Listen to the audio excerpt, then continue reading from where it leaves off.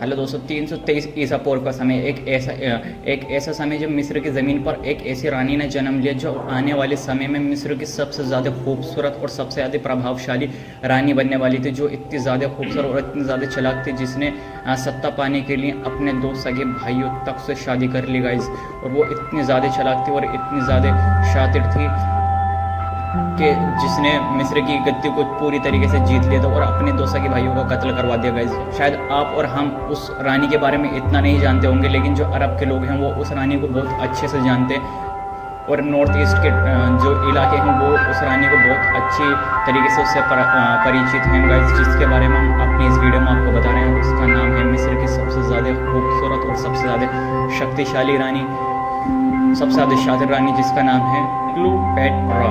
तक मिस्र पर शासन किया, नाम शायद आपने सुना होगा, यूनिवर्सिटी माना जाता है, जिसके बारे में लिखते चलते हैं कि वो 700 गधों के रूप से नहाती थी।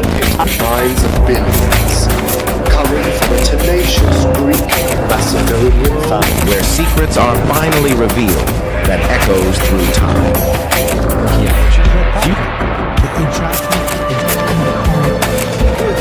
Cleopatra finally found. That was written about this temple was wrong. She was a mother, she was a wife, she was a queen, she was a god.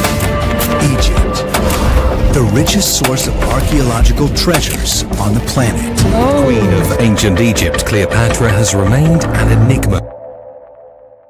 तो गाइज आज की इस वीडियो में हम आपको बताएंगे कि आखिर क्लियोपेट्रा इतनी ज़्यादा प्रसिद्ध और इतनी ज़्यादा प्रसिद्ध क्यों, मतलब इतनी ज़्यादा प्रसिद्ध और इतनी खूबसूरत थी, और किस तरीके से उसने शासन यानी किस तरीके से उसने अपने राज्य की गद्दी पाने के लिए किस तरीके से अपने दोनों भाइयों से शादी करी और उनका कत्ल करवा दिया, और मतलब उसकी चालाकी के बारे में हम आपको बताएंगे इस वीडियो में। चलिए स्टार्ट करते हैं। तो गाइस हम आपको बताए थे कि मिस्र की रानी क्वीन क्लियोपेट्रा को दुनिया की सबसे खूबसूरत रानी माना जाता है।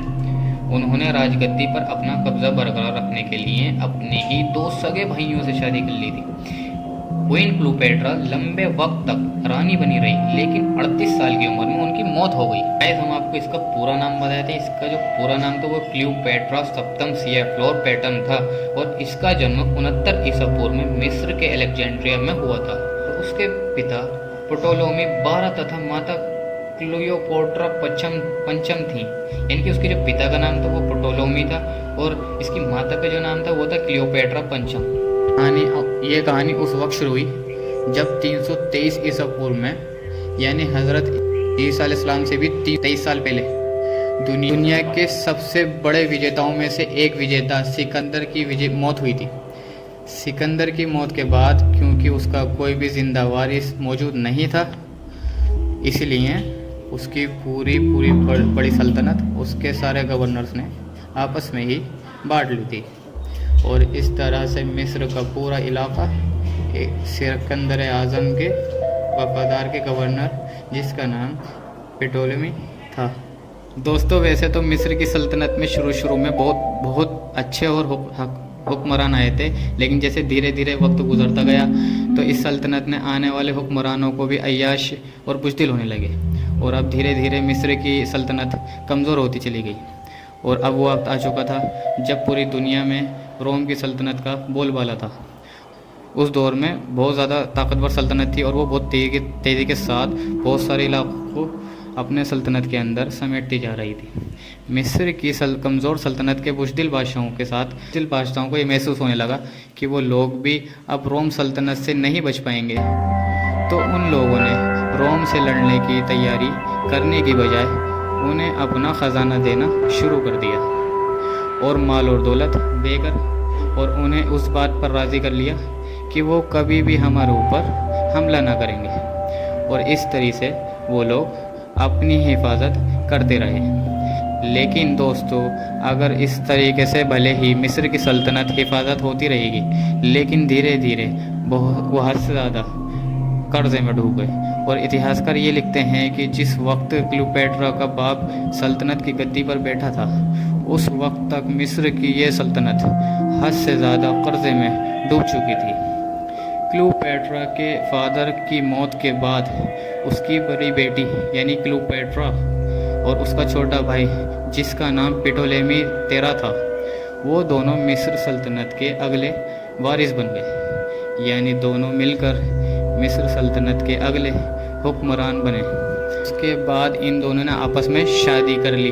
हालांकि दोस्तों सगे भाई की शादी के बारे में सुनने से हैरानी वाली बात नहीं है, क्योंकि ये भले ही आज के दौर में एक हैरान करने वाली बात हो, लेकिन उस दौर में मिस्र की तहजीब में इसे जायज़ काम समझा जाता था, यानी इसे एक सही और अच्छा काम समझा जाता था।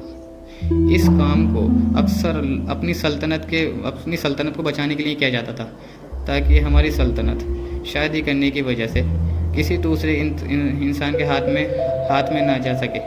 दोस्तों क्लियोपेट्रा और उसके छोटे सगे भाई की ये शादीशुदा ज़िंदगी कुछ दिनों तक बहुत अच्छी चलती गई, लेकिन फिर धीरे धीरे इन दोनों के बीच झगड़ा होना शुरू हो गया। ये छोटा सा झगड़ा धीरे धीरे इतना ख़तरनाक रूप लेता गया कि एक वक्त ऐसा आया कि क्लियोपेट्रा की छोटे भाई से जान बचाने के लिए रातों रात मिस्र छोड़कर सीरिया की तरफ भागना पड़ा। इत्तेफाक से उन्हीं दिनों में ही दुनिया की सबसे बड़ी ताकतवर सल्तनतों में से एक सल्तनत यानी रोम सल्तनत के 2 सिपह सलारों में से आपस में लड़ाई चल रही थी, जिनमें से एक का नाम पोपेई था और दूसरे का नाम जूलियस सीजर था। रोम सल्तनत की इस जंग में पोपेई की हार हो गई। वो जूलियस सीजर से अपनी जान बचाने की खातिर भागता हुआ मिस्र पहुंच गया और मिस्र पहुंचकर मिस्र के हुक्मरान यानी क्लियोपेट्रा के भाई से ये रिक्वेस्ट की कि उसकी वो जान बचा ले, लेकिन क्लियोपेट्रा के भाई ने उसकी जान बचाने की बजाय उसे कत्ल करवा दिया। वहीं दूसरी तरफ पोपेई का पीछा करते हुए जूलियस सीजर भी मिस्र में पहुंच गया। मिस्र पहुंचकर कुछ दिन रुकने के बाद जब जूलियस सीजर को ये इस बात का अंदाज़ा हुआ कि उसका दुश्मन पोपेई तो पहले ही मारा गया, तो उसे बहुत खुशी हुई और उस खुशी में उसने कुछ दिन और मिस्र में रुकने का फैसला किया। लेकिन दूसरी तरफ सीरिया में छुपती छिपाती फिर रही क्लियोपेट्रा जब इस बात का उसको पता लगा तो कि रोम सल्तनत ने एक गवर्नर ने जिसका नाम जूलियस सीजर था वो मिस्र के महल में आया हुआ है। जैसे ही क्लियोपेट्रा पर जूलियस सीजर की पहली नज़र पड़ी जो वही हुआ जो वो चाहती थी, यानी जूलियस सीजर पहले ही नज़र में क्लियोपेट्रा की खूबसूरती का दीवाना हो गया और इसके लिए कुछ भी करने के लिए तैयार हो गया। लिहाजा क्लियोपेट्रा ने अपने सीजर के हवाले करने से पहले मिस्र का तख्त हासिल करने की शर्त रखी, जिसकी वजह से जूलियस सीजर ने भी क्लियोपेट्रा को इस बात का यकीन दिलाया कि वो उसको हर हाल में मिस्र की गद्दी पर बिठाल कर रहेगा। जब क्लियोपेट्रा और जूलियस सीजर के गठजोड़ की खबर उसके भाई तक पहुंची तो उसने फ़ौरन उन दोनों के खिलाफ ऐलान जंग कर दिया और ये हुक्म जारी किया कि क्लियोपेट्रा और जूलियस सीजर को हर हाल में कत्ल कर दिया जाए। लेकिन दोस्तों जब जूलियस सीजर मिस्र आ जाता तो क्लियोपेट्रा की नज़र पड़ती। नज़र पड़ने के बाद वो उसके प्यार में पागल हो जाता और क्लियोपेट्रा बोलती कि मेरे भाई को मरवा दो, तो जो जूलियस सीजर होता है उसके भाई को मरवा देता है। फिर उसके बाद वो अपने वो वहाँ की रानी बन जाती और दूसरे भाई से अपने शादी कर लेती। शादी करने के बाद वो भाई उसको मारने की कोशिश करता यानी क्लियोपेट्रा को मारने की कोशिश करता है। फिर क्लियोपेट्रा को मारने की कोशिश करता है तो क्लियोपेट्रा उसको ही मार देती। फिर तो क्लियोपेट्रा रोम जाती है जूलियस सीजर से मिलने, लेकिन वहाँ पे जूलियस सीजर को मार दिया जाता है। फिर वो वहाँ से भाग जाती है। फिर दूसरे गवर्नर के पास जाती है रोम के। वो बोलती है कि उसके बेटे को यानी जो जूलियस सीजर और उसका बेटा था उसको वहाँ का रोम का गवर्नर बना दो।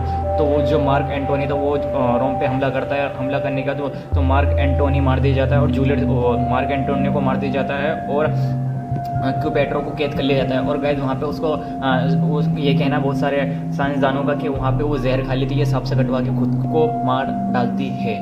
हम आपको ये बताए थे कि क्लियोपेट्रा कितनी शक्तिशाली थी और क्लियोपेट्रा कितनी शक्तिशाली थी। तो 2000 साल से भी पहले अपने शासन चरम पर उसने मिस्र और अधिकांश पूर्वी भूमध्य सागरीय तट सहित अन्य भूमि को भी नियंत्रण में कर लिया था।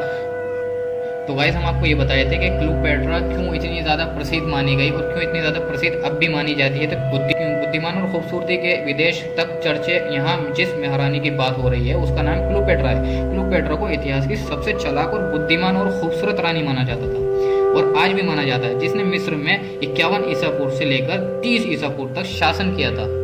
हम अब आपको ये बता देते हैं कि क्लियोपेट्रा की मृत्यु के बाद मिस्र का क्या हुआ था। तो क्लियोपेट्रा की मृत्यु के बाद मिस्र एक रोमन प्रांत बन गया, जिसका रोम ने अपने धन और अनाज के लिए शोषण किया। हम आपको बताते हैं कि क्लियोपेट्रा की मृत्यु के बाद उसको कहाँ दफनाया गया था। तो क्लियोपेट्रा और एंटनी की कब्र 30 ईसा पूर्व की मार्क एंटनी और क्लियोपेट्रा 7 की अनदेखी कब्रगाह है, जिसे मिस्र के अलेक्जेंड्रिया के पास स्थित माना जाता है। इतिहासकार सुएटोनियस और प्लूटार्क के अनुसार रोमन नेता ऑक्टेवियन ने उन्हें हराने के बाद उन्हें एक साथ दफनाने की अनुमति दे दी थी।